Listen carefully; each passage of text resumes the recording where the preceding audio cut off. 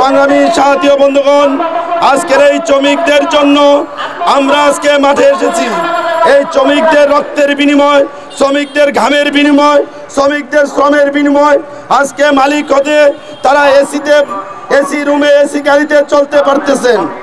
আজকে যদি শ্রমিকরা শ্রম না দিত, শ্রমিকরা পরিশ্রম না করত, তাহলে কিন্তু প্রত্যেক মালিকরাই আজকে এসি রুমে বসে থাকতে পারতেন না।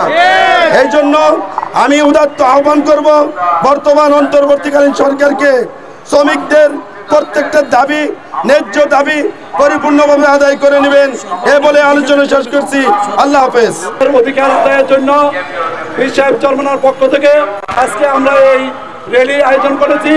আপনারা নিশ্চয়ই জানেন যে সকল সেক্টরের পরিবর্তন হয়েছে, কিন্তু একটি সেক্টর যে শ্রমিক পরিবর্তন হয় নাই। তাই আমরা এই শ্রমিক সেক্টরের পরিবর্তনের জন্য, যেহেতু বৈষম্য একটি আন্দোলনের জন্য স্বৈরাচার সরকার পতন হয়েছে, যেই যারা জুলুম নির্যাতন নিপীড়ন করত তাদের পতন হয়েছে, আর একটি স্বৈরাচার যাওয়ার জন্য তারা পায়তারা করছে। ঠিক আমরা বলবো শ্রমিকের অধিকার আদায়ের জন্য কমপক্ষে শ্রমিকের মজুরি আমাদের দাবি 30,000 টাকা সকল সেক্টরের শ্রমিকের হতে হবে। দ্বিতীয় দাবি হইল শ্রমিকদের জন্য তাদের বাসস্থানের ব্যবস্থা নাই, তারা কাজ করে ঘুমানোর জায়গা পায় না, তাই শ্রমিকের বাসস্থানের ব্যবস্থা করতে হবে।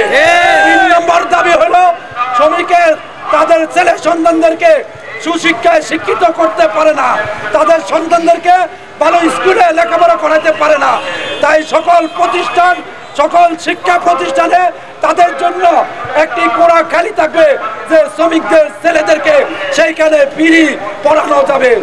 আর 3 নম্বর হইল যে শ্রমিকের আজকে একটা শ্রমিক আহত হইলে, একটা শ্রমিক অসুস্থ হইলে তাদের চিকিৎসা করানো হয় নাই, তাই প্রত্যেক হাসপাতালে যেরকম বিভিন্ন সেক্টরের আর্মি, পিডিআর, পুলিশ, সেনাবাহিনী সকল সেক্টরের লোকদের জন্য যেরকম সুযোগ সুবিধা থাকে, শ্রমিকদের জন্য প্রত্যেক হাসপাতালে তাদের অধিকার, প্রত্যেক হাসপাতালে তাদেরকে কোটা ভিত্তিক 20% তাদের জন্য খালি রাখতে হবে, তাদের ফ্রি চিকিৎসা করাতে হবে।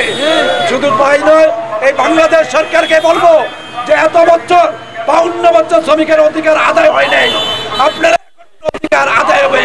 আর পীর সাহেব চরমনার ঘোষণা ক্ষমতায় আছে একমাত্র ইসলামী পারে শ্রমিকের অধিকার প্রতিষ্ঠা করতে। এই ছাড়া কোনো মানব সভ্যতা, মানব কোনো সংগঠন, মানব কোনো দিয়ে পরিবর্তন হবে না। তাই আসুন আমরা আল্লাহর আদর্শ, আল্লাহর রাসূলের আদর্শ অনুসারে এই দেশ গঠন করি। শ্রমিকের অধিকারের জন্য আন্দোলন সংগ্রাম চলছে, চলবে ইনশাআল্লাহ।